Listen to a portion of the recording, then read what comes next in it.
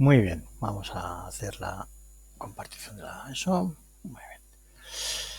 Bueno, pues hoy vamos a hablar de las estructuras para la fauna. Estas especies de estructuras de madera que pueden ser de diferentes formas y tamaños y dimensiones, tanto si las construimos artificialmente como también naturalmente. Podemos utilizar, por ejemplo, un árbol muerto.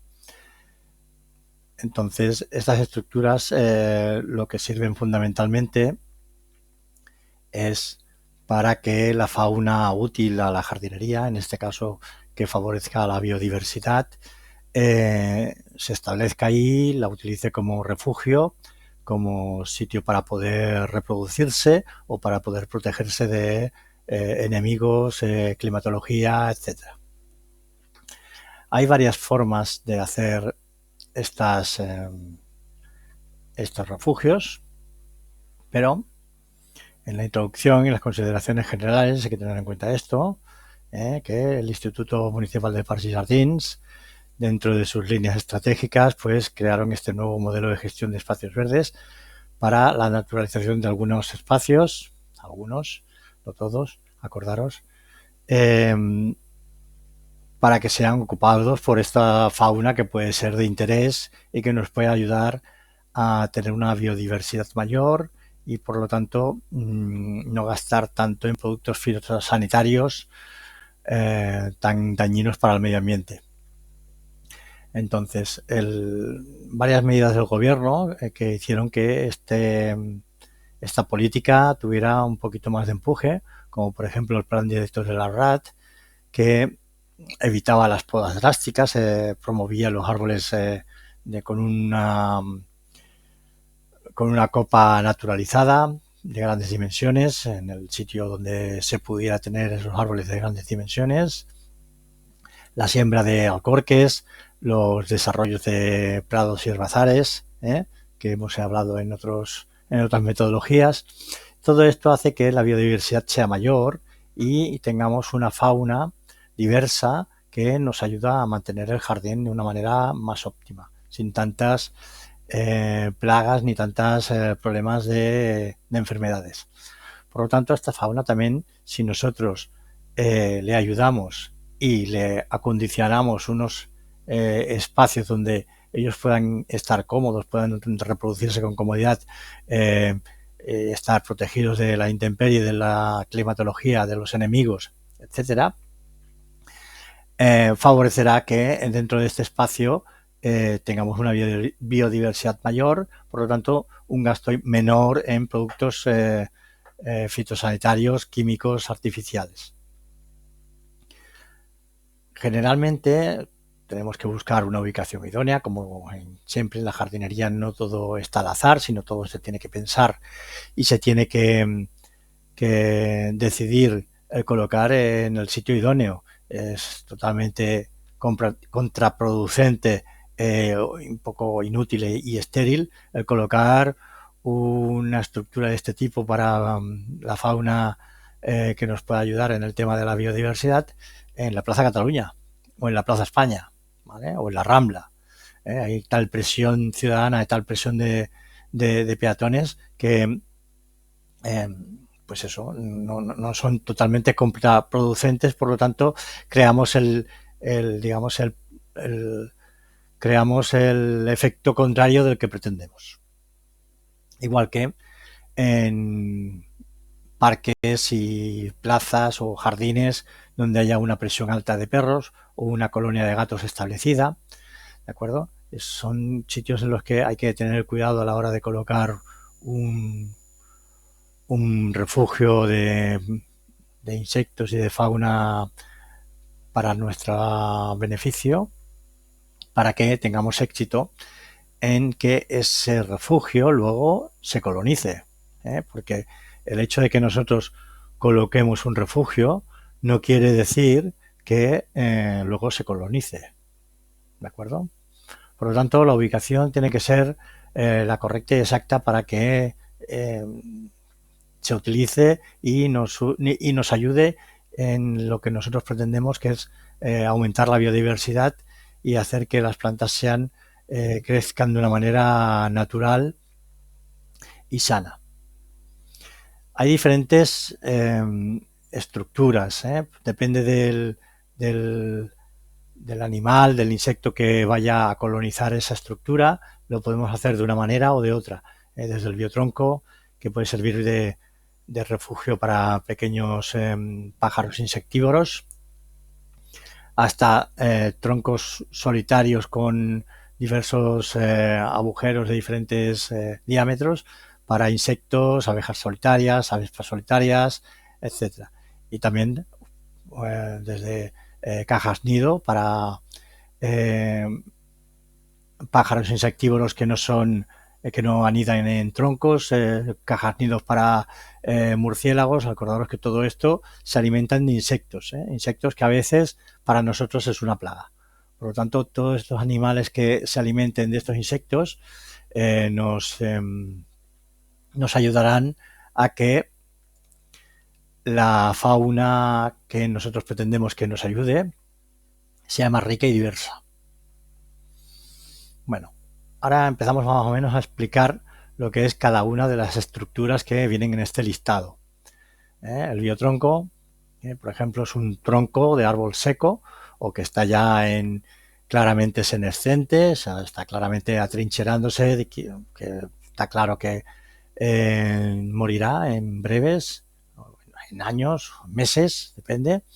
Por lo tanto, nosotros podemos reaprovecharlo y en vez de cortarlo a ran, lo podemos cortar a una altura determinada y a ese tronco hacerle diferentes cavidades, orificios de diferentes medidas para que lo colonicen diferentes insectos o incluso algunas especies de pájaros que anidan en troncos.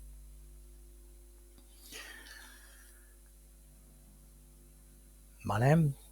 El generar criterio de ubicación, más o menos es eso, lo que os he explicado, minimizar el riesgo hacia la seguridad de los ciudadanos, asegurar que esté en un sitio tranquilo en el que los animales que tengan que colonizar ese biotronco no estén molestos, no estén de manera difícil. Por lo tanto, tenemos que buscar siempre a veces el árbol puede estar en medio de un parterre muy transitado o que lo dedican a jugar a fútbol y está claro que ese tronco no servirá para hacer un biotronco. ¿De acuerdo? Por lo tanto, ese árbol sí que lo tenemos que cortar a ran y ese tronco lo podemos reutilizar en otro espacio que sea mucho más tranquilo, haciendo un agujero y enterrándolo. Veis aquí un pequeño ejemplo, aunque esto es en un jardín de Ámsterdam. Aquí más o menos explica cómo hacer un biotronco. Si os fijáis, esto es una chopera, una agrupación de populus, en el cual el de en medio se ha secado por causas X, por competencia, por ha acabado su vida vital, etcétera, o algún tipo de plaga. Este tronco, en vez de cortarlo a ran, como generalmente hacemos, lo hemos cortado más o menos a 1,5 metros, 2 metros, y en el cual ya se ven aquí diferentes orificios hechos artificialmente con brocas para favorecer el anidamiento de diferentes insectos que nos pueden servir. El biotronco adaptado es lo que os he comentado antes. Si el tronco está en medio de un parterre en el cual se dedican a jugar a fútbol, es totalmente contraproducente dejarlo ahí. Por lo tanto, cortamos a ran, buscamos una ubicación adecuada, hacemos un agujero, lo colocamos de una manera segura para que nadie venga y lo tumbe, y lo dejamos como aquí en los jardines de Petra Kelly, que como todos sabéis están en el vivé de 3 pins, en la parte de arriba del vivé de 3 pins. Incluso aquí se ve también un refugio de murciélagos, un palo con una caja de refugio de murciélagos. Bueno, pues las pautas es eso, las abejas y avispas solitarias para nosotros son muy importantes porque ayudan mucho en la polinización de las plantas. Por lo tanto, tenemos que incentivar el que colonicen el espacio que nosotros queremos naturalizar. Si os fijáis, aquí están haciendo diferentes agujeros de diferentes tamaños, diferentes diámetros, para que colonicen abejas y avispas solitarias. Estas abejas y avispas no viven en colonias, no es como la abeja de miel que vive en colonia, por lo tanto no son tan agresivas como las que viven en colonias. Las que viven en colonias tienen que proteger la colonia, por lo tanto si alguien las molesta se activan y repelen el ataque. Ellos no entienden que tú vayas a mirar, simplemente ven un extraño que se acerca, por lo tanto repelen el ataque.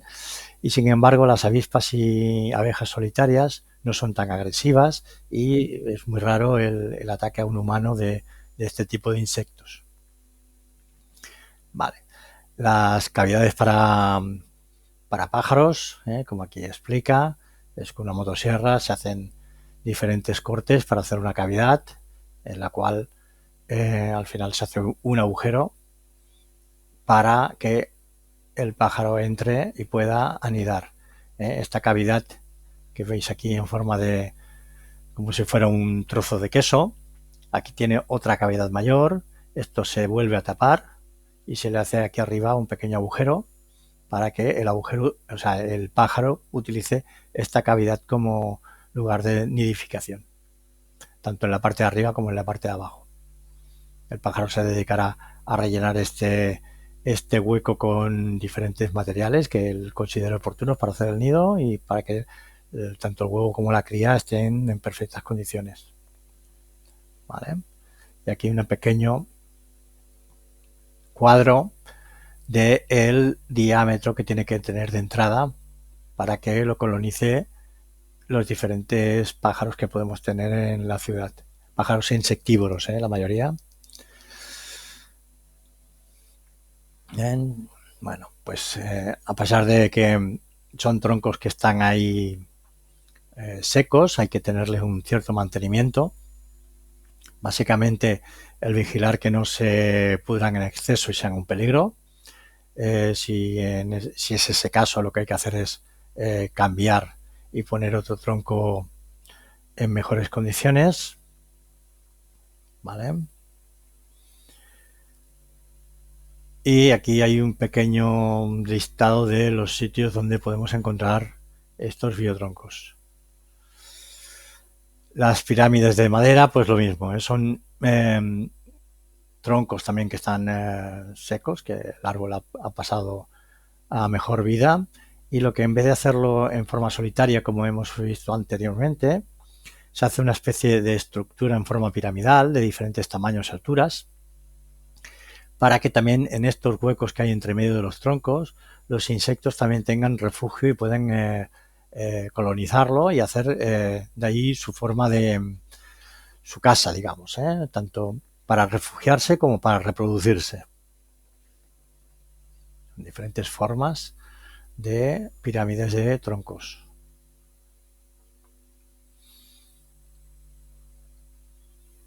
Bueno, pues como pone aquí, el objetivo es utilizar la madera muerta para que los insectos xilófagos, que son los que comen madera muerta, se alimenten y participen en la descomposición de la materia orgánica. Por lo tanto, hacen que esa madera se vaya descomponiendo y que sea alimento de otros insectos y a la vez ellos sean alimento de otros insectos o alimento de otros pájaros. ¿De acuerdo? Como siempre, la ubicación tiene que ser la adecuada, evitando siempre la presión ciudadana y el daño de que tengamos actos vandálicos. Y también es importante que tengan un cierto grado de humedad para que favorezca la descomposición de la madera. Si lo que pretendemos es que haya insectos que coman madera muerta en descomposición, contra más se riegue, antes se descompondrá la madera, por lo tanto, esos insectos estarán todavía con más ganas en esa pirámide de troncos. La construcción, como veis, no están colocados de cualquier manera, tienen su agujero para hacer la instalación, el cual ese agujero se le coloca abajo una capa de gravilla para que drene, por si acaso se encharca en exceso, y colocamos los troncos de forma vertical y paralela hasta que hacemos toda la estructura. Podemos hacerlo de dos maneras: o colocamos troncos de todas del mismo tamaño y luego cortamos con la motosierra, o ya los cortamos antes y los vamos colocando en diferentes alturas y estadios. ¿Vale? Pues eso. Podemos encontrar, pues eso, estos pirámides de troncos en estos jardines. No sé quién, alguien me preguntó alguna vez dónde están los jardines de Valen-Petit, ¿vale? Estos jardines están justo al lado de la Plaza Sardá. Entre la Plaza Sardá y la Ciutat de la Justícia están estos jardines de Valen-Petit. No es un jardín muy amplio, no muy grande, pero bueno, es interesante porque tiene este tipo de estructura para favorecer la biodiversidad. Los refugios para abejas y avispas solitarias tienen otra forma y otro tamaño. Ya, seguramente los habréis visto en varios sitios. Tienen esta forma de casita, en la que veis que hay diferentes estructuras con diferentes maderas colocadas de diferente manera y de una manera, bueno, más o menos ordenada. Si os fijáis, todas tienen agujeros, agujeros de diferentes tamaños y diferentes texturas, en las cuales tanto las avispas como las abejas solitarias suelen anidar y colocan ahí sus crías. Acordaros que más o menos las abejas y las avispas solitarias viven entre 2 y 3 meses y su única función es polinizar, recoger néctar y alimentar a sus crías. Prácticamente en esos 2 o 3 meses hacen todo su ciclo vital y hacen todo esto que es totalmente beneficioso para nosotros, que es la polinización. Bueno, aquí veis diferentes hoteles o refugios de insectos, diferentes tamaños, diferentes lugares. Una pregunta que os pueden poner, por ejemplo, en el examen es ¿dónde se encuentra o en qué parque hay un refugio de abejas solitarias? Y os pueden poner, pues eso, en el Parque de Diagonal Mar, en Plaza Cataluña, en el Palau de Pedralbes o en los Jardines Laribal. ¿Vale? Y nosotros tenemos que saber que en Diagonal Mar es donde hay un refugio de abejas solitarias. Muy bien, pues esto es lo que os he explicado antes, el tema de las abejas y avispas solitarias, que no viven en comunidad, sino que viven solas, como su nombre dice. Por lo tanto, lo único que hacen es alimentar y polinizar plantas que a nosotros nos interesan que estén polinizadas y estén sanas. ¿De acuerdo? Bueno, el criterio de ubicación, como ya lo sabéis, siempre en un sitio adecuado. En este caso también se tiene que buscar la orientación. Buscar una orientación sur quiere decir que tendrán el máximo de insolación, por lo que será un sitio agradable donde vivir, donde colocar a sus crías. Por lo tanto, si nosotros le damos una orientación adecuada y correcta, tenemos un mayor grado de éxito de que este refugio se colonice.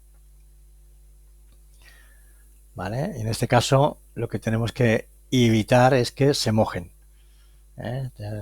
Si hay riego por aspersión, no es un buen sitio. Tenemos que buscar un sitio donde no se riegue por aspersión.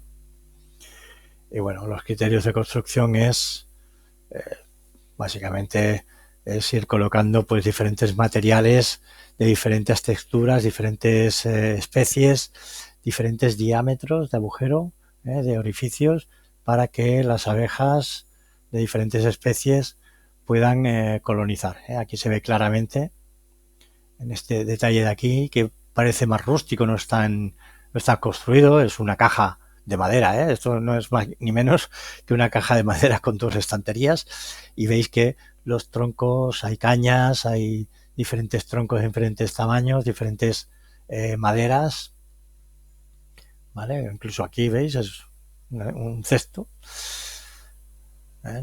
No tiene que ser la casita típica como esta o esta, ¿eh? En forma de casita con un tejado de dos aguas, ¿de acuerdo? Bueno, pues las cavidades ya veis que pueden ser diámetros diferentes, profundidades diferentes, y la orientación también puede ser una pregunta de examen. ¿Hacia dónde tenemos que orientar los hoteles de insectos? Esta es la correcta. Sud-sudoeste, que es donde está el mayor tiempo de insolación en nuestra región. ¿Vale? El mantenimiento, pues bueno, más o menos el reparar desperfectos, el aplicar un oli de linaza cada 3 o 4 años para que la estructura esté impermeabilizada y no se deshaga. Vale, pues estas cosas que hay que mantener mínimamente. Si os fijáis aquí sí que se impermeabiliza, digamos, la estructura general que aguanta todo el hotel de insectos. Sin embargo, en los otros dejamos que la estructura se vaya degradando poco a poco. Bueno, pues lugares donde podemos encontrar estos hoteles, pues aquí veis que hay una cantidad bastante importante. Así como el uso de la madera es importante a la hora de hacer un refugio de insectos y de aves que pueden ser beneficiosos para la biodiversidad, también la piedra seca puede servirnos de refugio para otros grupos faunísticos diferentes. Desde insectos hasta ranas, el, el tótil, por ejemplo, sí que es cierto que es un animal anfibio y puede vivir tanto enterrado en el suelo cuando las condiciones de invierno no son las adecuadas, se entierra en barro, en suelo, que si hay una charca cerca puede venir aquí y enterrarse en una oquedad o en un sitio que esté resguardado, o en la época de fertilización, de la época fértil de reproducción, estar viviendo en la charca más cercana. Vale, los objetivos de las espirales de piedra, pues es eso, igualmente, atraer la presencia de insectos y pequeños animales invertebrados que puedan servir para favorecer la biodiversidad. Si encima ese pequeño roqueral, esa pequeña espiral de piedras lo plantamos con plantas aromáticas, aún favorecemos aún más la atracción hacia estos insectos que pueden ser favorecedores de la biodiversidad. La ubicación, como siempre, buscar sitios soleados, protegidos del viento, que no haya una presencia humana excesiva. Y la construcción, bueno, pues hay que ir construyendo, tiene que haber riego por aspersión, es ir colocando piedras en forma de espiral, y si vemos que las piedras se pueden quedar de una manera inestable que pueden provocar un peligro, incluso se pueden agarrar con un poco de cemento por detrás para que no sea un elemento de proyección de algún vándalo. Planta que podemos plantar en estas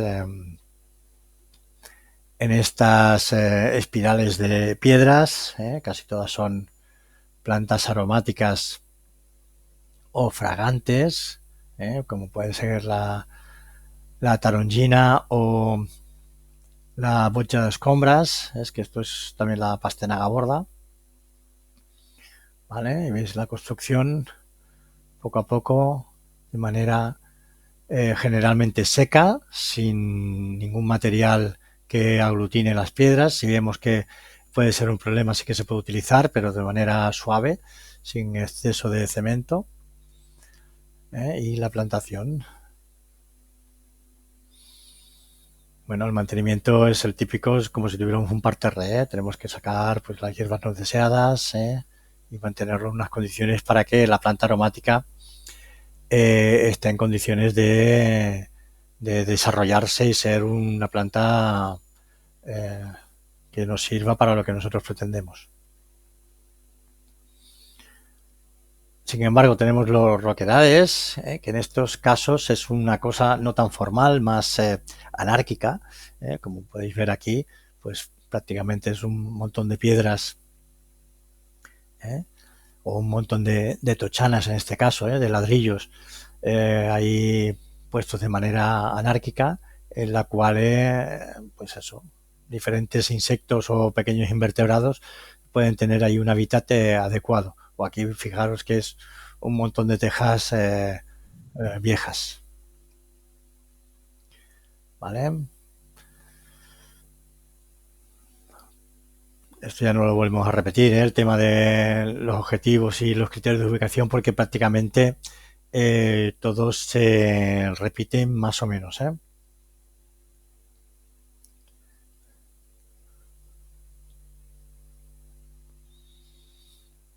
El tema del fangas, de las barrizales para las ordenetas, es un tema que no está muy extendido.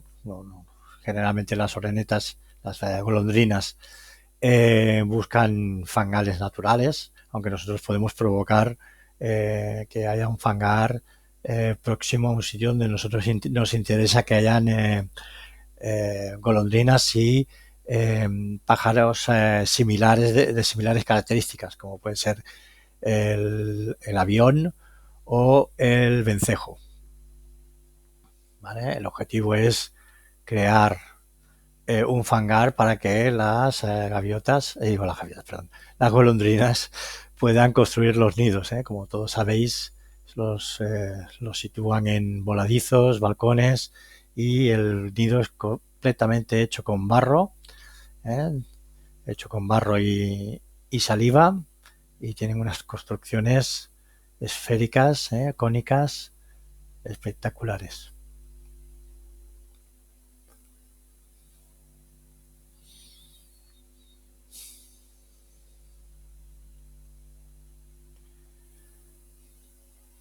Esto es otro barrizal hecho de manera menos formal, así un rectángulo en medio de un parterre de césped. ¿eh?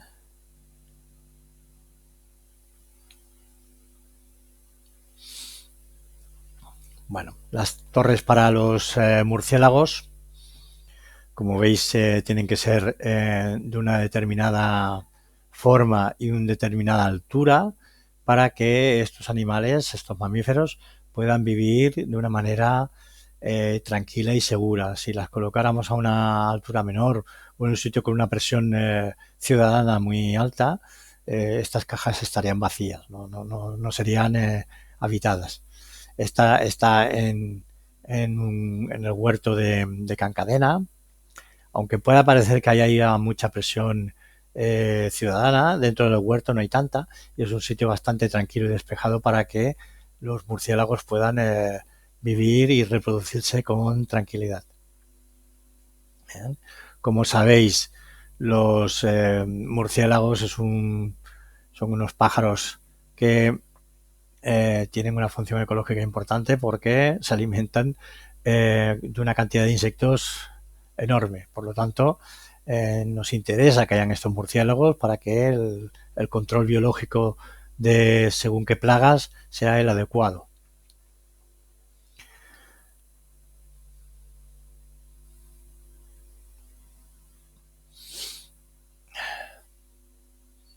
Como veis aquí, la altura tiene que ser de 3 a 5 metros como mínimo, si no, no lo habitan. Y bueno, la orientación, como casi todo, sur-suroeste.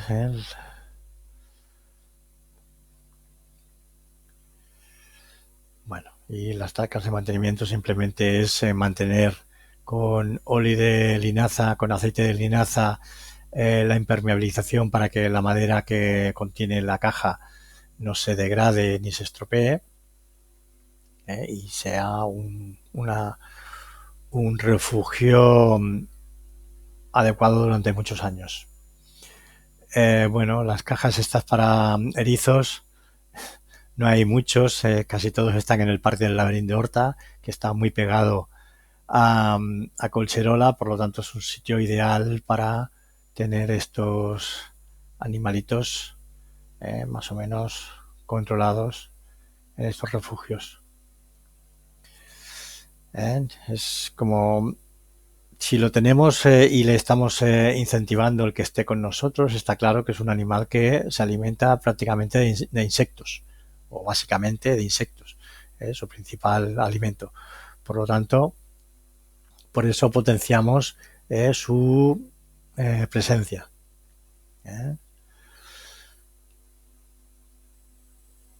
Como todo, la criterio de ubicación, si os fijáis, escoger, solo hay que escoger zonas forestales y arbustivas densas para que el erizo se encuentre cómodo, no tenga ningún tipo de estorbo, porque si no, en el momento en que encuentra la presencia humana o de perros o gatos, el erizo huiría y no lo volveríamos a ver. Por lo tanto, es un animal que sí come muchos insectos, es muy interesante para mantener la biodiversidad, pero tiene unas características especiales de carácter que lo hace un poco difícil. Si os fijáis, solo hay 3 sitios en todo Barcelona donde podemos encontrar estos refugios de erizos. Y si os fijáis, es Viver Tres Pins, en Montjuïc, Laberint d'Horta y sota el pantà de la Foixarda, en Montjuïc. No sé si sabéis dónde está eso. Eso está en la parte de atrás del antiguo botánico. Entre el antiguo botánico y la equitación de Montjuïc, en la Foixarda. Es un sitio bastante escondido que si no sabéis dónde es, no lo encontráis. Por lo tanto, es un hábitat ideal para el erizo. Y bueno, las cajas nidos típicas que todo el mundo ha visto colgadas de los árboles, pequeñas cajas de madera impermeabilizada con un pequeño agujero y una estancia dentro para poder favorecer la presencia de estos animales que aquí se puedan refugiar y, y reproducir de manera correcta, tranquila y ordenada. Y estos son unos pequeños ejemplos de pájaros que son insectívoros. La mallarenga carbonera, mallarenga blava, etcétera. Si os fijáis, en la mayoría de los jardines tenemos estos pájaros, en la mayoría, si nos fijamos un poquito en los pájaros que hay alrededor de los árboles y los arbustos. Muy bien. Bueno, más o menos, tanto en los criterios de ubicación como en las tareas de mantenimiento, más o menos todo se repite.